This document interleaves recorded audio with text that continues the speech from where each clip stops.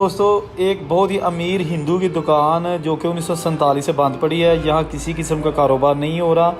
आप इसकी हालत देखें, जैसे ही वो छोड़कर गए थे वैसी पड़ी हुई है। जब इसके ताले खोल के अंदर देखा तो इसकी हालत बहुत ही अफसोसनाक दिखाई दे रही थी, क्योंकि जगह जगह जाले लग चुके थे और जंग लग चुका था। लेकिन आज भी वहाँ पर इस चीज़ का इशारा मौजूद था कि जिस हिंदू ख़ानदान का ये बिज़नेस था, जिनका ये सामान पड़ा हुआ था, वो कितने अमीर होंगे। क्योंकि ये मेन बाज़ार बद्दोमली में दुकान वाक़या है, जो कि बॉर्डर के पास बिल्कुल बड़ा कस्बा, ज़िला इसका नारोवाल है। 1947 के पार्टीशन से पहले ज़िला सियालकोट था। सारा सामान अंदर भी मौजूद है, पता नहीं किस किस किस्म का सामान है।